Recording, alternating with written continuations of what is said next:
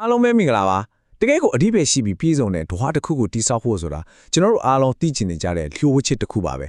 ဆိုတော့ဒီနေ့လက်လာတင်ပြချက်လေးမှာတေခါနီးအချိန်မှာရတတ်တဲ့နောင်နာတွေအနေစပြီးဘဝရဲ့ကျင့်တတ်မှုကိုဘယ်လိုတိဆောက်ရမလဲဆိုတဲ့စိတ်ဝင်စားတာကောင်းတဲ့အတွေးခေါ်ခီးစဉ်တစ်ခုကိုအတူတူတွားကြည့်လိုက်ရအောင်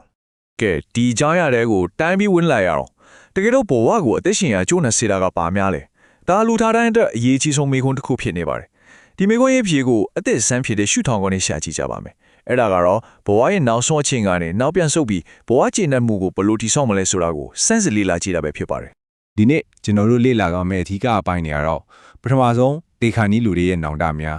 ဟာဗတ်ရဲ့ပျော်ရွှင်မှုလေ့လာချက်တတိရှိခြင်းနဲ့ဘဝကျင့်တတ်မှုအီကီကာရဲ့အကြည့်ပဲမှာနေနောက်ဆုံးနေ့စဉ်ဘဝမှာလက်တွေ့ကျင့်သုံးဖို့ဆိုပြီးပိုင်း၅ပိုင်းပါဝင်ပါတယ်โอเคပထမဆုံးမှာပိုင်း1ဖြစ်တဲ့ဒေခါနီးလူများရဲ့နောင်တများဆိုတာကိုစာကြည့်လိုက်ရအောင်ပါဘဝရဲ့အရေးကြီးဆုံးသင်ခန်းစာတွေကိုတေချာနားလည်ဖို့ဆိုရင်လူတွေသူတို့ရဲ့နောက်ဆုံးအချိန်မှာအထစ်အများဆုံးနောင်တတွေဒါဘာတွေလဲဆိုတာသိဖို့အရင်အရေးကြီးပါတယ်တေခါနီးမှာလူတွေအဖြစ်အများဆုံးနောင်တ၅ခုရှိပါတယ်အဲ့ဒါတွေကတော့ကိုယ်စိတ်ကြိုက်ရိုးသားစွာမနေထိုင်ခဲ့တာအလုပ်တွေအရန်လုပ်ခဲ့မိတာခန်းစားချက်တွေကိုဖွင့်မပြောခဲ့တာတငယ်ချင်းတွေနဲ့အဆက်အသွယ်ပြတ်သွားတာနဲ့ပျော်ရွှင်ဖို့အချိန်ဆွဲခဲ့တာတွေပါပဲတေချာစဉ်းစားကြည့်မယ်ဆိုရင်ဗျာဒီနောင်တတွေအားလုံးဟာတန်ဖိုးရှိတဲ့လူမှုဆက်ဆံရေးတွေလွတ်အင်းသွားတာတွေရဲ့ပျော်ရွှင်ခွင့်တွေကိုနောက်မှဆိုပြီးရွှေ့ဆိုင်ခဲ့တာတွေအပေါ်မှာအခြေခံနေတာကိုအံ့တော်စရာကောင်းလောက်အောင်တွေ့ရပါလိမ့်မယ်တကယ်တော့လူအဖွဲ့ကြီးရဲ့မျောလင့်ချက်တွေအတိုင်းနေထိုင်တာနဲ့ကိုယ်စိတ်ချရိုးသားစွာနေထိုင်တာကြားကွာခြားချက်ကတကယ်ကိုကြီးမားပါတယ်ဥမာလေးတစ်ခုပြောပြခြင်းပါလေ Grace ဆိုတဲ့အမျိုးသမီးဟာပတ်ဝန်းကျင်ရဲ့အမြင်နဲ့ကြောက်ချစ်ချင်းမေတ္တာမရှိတဲ့အိမ်ထောင်ရေးမှာနှစ်90လောက်ချိတ်မိတ်ပြီးတိခံခဲ့ရတယ်နောက်ထပ် John ဆိုတဲ့အမျိုးသားကတော့ဇနီးတိထက်အလုပ်ကိုပိုဦးစားပေးခဲ့မိတာပေါ့အနားယူချင်းရောက်မှပဲအတူတူပျော်ရွှင်တော့မယ်လို့စဉ်းစားတဲ့အချိန်မှာဇနီးတိကမရှိတော့တဲ့အတွက်ကြီးမားတဲ့နောင်တကြီးရခဲ့ပါတယ်အရန်ကိုစိတ်မကောင်းရပါပဲဒီလိုနှလုံးကွဲစရာနောင်တမျိုးတွေမရအောင်ဘလို့ကာကွယ်မလဲဒါကိုသိပ္ပံနည်းလေ့လာထားတဲ့အပိုင်းနှစ်ဟာဗတ်ရဲ့ပျော်ရွှင်မှုလေ့လာချက်အစီကိုတွားလိုက်အောင်ဒီလေ့လာချက်ရဲ့ကြီးမားကျယ်ပြန့်မှုကိုနည်းနည်းလောက်မှန်းကြည့်ပါအောင်1938ခုနှစ်ကတည်းကလူငယ်924ယောက်နဲ့စတင်ခဲ့တာပါမျိုးဆက်ပေါင်းများစွာအထိ85နှစ်တိုင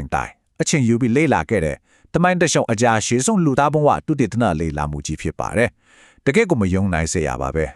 ဒီလေ့လာမှုကြီးကနေရလာတဲ့ရိုးရှင်းပြမဲ့အရန်ကိုနည်းနည်းတဲ့ကောက်ချက်ကတော့ကောင်းမွန်တဲ့ဆက်ဆံရေးတွေကကျမ်းမာရေးနဲ့ပျော်ရွှင်မှုကိုဖြစ်စေတယ်ဆိုတာပါပဲဒါပေမဲ့တတိထားစရာအချက်တစ်ခုရှိတယ်လူတယောက်ဟာတည့်ရဲ့ချစ်ခင်ရသူတွေနဲ့အတူတူဖြတ်တန်းရမယ်နေ့ရက်ပေါင်း10,885ရက်ထဲမှာ58ရက်လောက်ကိုပဲအမှန်တကယ်အချင်းပေးဖြစ်တဲ့စဉ်းစားကြည့်ပါဦးဒါဟာဆက်ဆံရေးတွေကိုအချင်းပေးဖို့ဘလောက်တောင်အရေးကြီးနေပြီလဲဆိုတာကိုမိမောင်းထိုးပြနေတာပါโอเคပြင်ပဆက်ဆံရေးတွေကနေအတွင်းစိတ်ပိုင်းဆိုင်ရာစီကိုနည်းနည်းလေးဆက်သွားကြည့်အောင်အပိုင်း3တတိရှိခြင်းနဲ့ဘဝကျင့်တတ်မှုကြောင့်ပါကျမပျော်ရွှင်မှုဆိုတာစိတ်ပိုင်းဆိုင်ရာလုပ်ငန်းစဉ်တွေကနေဘလို့ပုံဖော်ယူရလဲဆိုတာကိုကြည့်ကြပါမယ်အခုပြထားတဲ့အချက်တွေထဲကအရန်စိတ်ဝင်စားစရာကောင်းတာကတော့ဗျာတက္ကသိုလ်ကျောင်းသား996ကျောက်ကိုလေ့လာထားတဲ့သူတေသနာတစ်ခုအရာတတိရှိခြင်းကနေဘွားချီတဲ့မှုစီကိုအဆင့်ဆင့်သွားတဲ့ပုံစံပါပဲပထမဆုံးအဆင့်1မှာတတိရှိခြင်းကနေစပါတယ်အဲ့ဒီကနေအဆင့်2မိမိကိုယ်အခြေခံအကဲဖြတ်မှုကိုမြင်တက်စေတယ်အဲ့ဒီကနေအဆင့်3အပြုသဘောဆောင်တဲ့ခံစားချက်တွေကိုဖြစ်ပေါ်စေပြီးနောက်ဆုံးအဆင့်4မှာကျွန်တော်တို့လိုချင်တဲ့ဘွားချီတဲ့မှုကိုရရှိစေပါတယ်ဒါဟာလုံးဝကိုစိတ်ပိုင်းဆိုင်ရာအဆင့်ဆင့်ချိတ်ဆက်နေတဲ့ကွင်းဆက်တစ်ခုပါပဲဒီပတ်တက္ကသိုလ်ရဲ့တုတေသနာရဆိုရင်တော့တတိရှိခြင်းဟာမိမိကိုယ်ကိုထိန်းချုပ်နိုင်စွာနဲ့အရန်ကိုဆက်ဆက်နေပါတယ်ဒီပုံတွေကရအရာရှိလေးလိုပဲမိမိကိုယ်ကိုထိန်းချုပ်နိုင်စွမ်းဆိုတာကျွန်တော်တို့ကိုနောင်တရစေမဲ့စိတ်လိုက်မှလူရက်တုံနဲ့တားဆီးပေးပါတယ်တို့ပြောရရင်တော့ကိုယ့်ကိုယ်ကိုကောင်းကောင်းထိန်းချုပ်နိုင်လေအပြည့်သဘောဆောင်တဲ့လူရက်တွေကိုရှောင်ရှားနိုင်ပြီးဘဝမှာပိုကျဉ်းမှုရလေပါပဲဒီလိုတတိရှိခြင်းတွေကိုလက်တွေ့ကျင့်သုံးဖို့ယဉ်ကျေးမှုဆိုင်ရာအယူဆတစ်ခုကိုမိတ်ဆက်ပေးခြင်းပါတယ်အပိုင်းလေးဖြစ်တဲ့ Ikigai အထည်ဖန်မှန်ပါဂျပန်အယူဆဖြစ်တဲ့ Ikigai ကိုကမ္ဘာတော်မှာလူတော်တော်များများကလွယ်မစွာနားလည်နေကြပါတယ်တူတဲ့ဒီမိအဲကိုဂါမီယာရှာဖွေတွေ့ရှိခဲ့တဲ့တကယ်အဓိပ္ပာယ်မှန်ကပါလဲဆိုတော့ Ikigai ဆိုတာကြီးကျယ်ခမ်းနားတဲ့အလုပ်ကရည်မှန်းချက်ကြီးတစ်ခုမဟုတ်ပါဘူး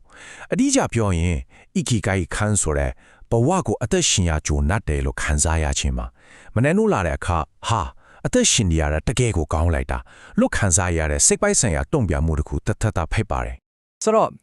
အရေးကြီးဆုံးအချက်ကဒီနိုင်ရှင်းချက်ပါပဲအနောက်တိုင်းရဲ့အယူအဆအမှားက Ikigai ကိုငွေရှာနိုင်တဲ့ ကြီးမားတဲ့ဘဝရည်မှန်းချက်လို့ထင်နေကြတာပါဒါပေမဲ့တကယ်ဂျပန်ယူဆအမှန်ကတော့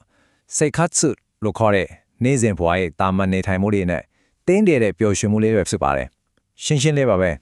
ဒါဆိုရင်ဒီအချက်ဒီကိုနေ့စဉ်ဘဝမှာဘယ်လို့လက်တွေ့သုံးချမ်းလဲအပိုင်းကနေ့စဉ်ဘဝမှာကျင့်သုံးရဆိုတာကိုဆက်သွားလိုက်အောင်ဒါတွေကဘဝကျင့်မှုအပြည့်အဝရဖို့လူတိုင်းနေ့စဉ်လက်တွေ့လှုပ်ဆောင်နေတဲ့နီးလန်းတွေပါ ဒီနေရာမှာနောက်ထပ်ဂျပန်စကားလုံးတစ်ခုကိုပြောပြခြင်းတည်တယ်အဲ့ဒါက Yutori ပါ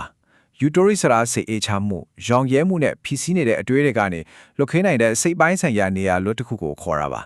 စဉ်းစားကြည့်လေဒီလိုစိတ်အေးချမှုရှိမှသာနေစဉ်ဘဝကတင်းကြပ်တဲ့ပျော်ရွှင်မှုလေးတွေကိုတတိထားမိနိုင်ပြီးအပြုသဘောဆောင်တဲ့ခံစားချက်တွေကိုအမြဲထိန်းသိမ်းထားနိုင်မှာဖြစ်ပါတယ်ဒီအချက်ကရိုးရှင်းတဲ့နေစဉ်လောက်ရတွေကနေပြီးဆုံးတဲ့ဘဝကိုဘလို့တိဆောက်ရမလဲဆိုတာကိုအကောင်းဆုံးသရုပ်ဖော်ထားတာပါ။ဘာတွေလဲဆိုတော့ရည်ရွယ်ချက်ရှိနေထိုင်တာတင်းခဲ့တဲ့အချင်းလေးတွေကိုတန်ဖိုးထားပျော်ရွှင်တာဝါသနာသက်ချင်းပေးတာအထက်ဆန်တွေကိုစမ်းသပ်တဲ့ရှိကိကိဆိုတာရဲ့တတန်တရှိမှုကိုရှာဖွေတဲ့ ERC ဆိုတာတွေပဲဖြစ်ပါတယ်။ဒါတွေဟာ Ikigai ကိုတိဆောက်နိုင်တဲ့တကယ်လက်တွေ့နည်းလမ်းတွေပါပဲ။ကဲအခုဆိုရင်ကျွန်တော်တို့လေးလာတဲ့ပြချက်တွေအဆုံးသတ်ကိုရောက်လာပါပြီ။အစနဲ့အဆုံးထိပြန်ကြည့်မယ်ဆိုရင်နောက်ဆုံးအချိန်ကနဲ့နောက်ပြန်တွေးကြည့်တဲ့အခါကိုဒီမင်းခေါ်လေးတစ်ခုလောက်ပြန်မေးကြည့်ဖို့အကြံပြုချင်ပါတယ်။ဒီနေ့တာငါဘဝရဲ့နောက်ဆုံးနေ့ဖြစ်ခဲ့မယ်ဆိုရင်ငါဘဝဇလန်းကဘာများဖြစ်နေမလဲ။ဒီမင်းခေါ်လေးကိုစဉ်းစားရင်ဘဝကိုသတိရှိနဲ့အတိတ်ပဲရှိဆက်ပြီးဖြတ်ထားနိုင်ကြပါစေ။အဆုံးထိအတူတူလိုက်ပါလေ့လာပေးတဲ့အားလုံးကိုကျေးဇူးအများကြီးတင်ပါတယ်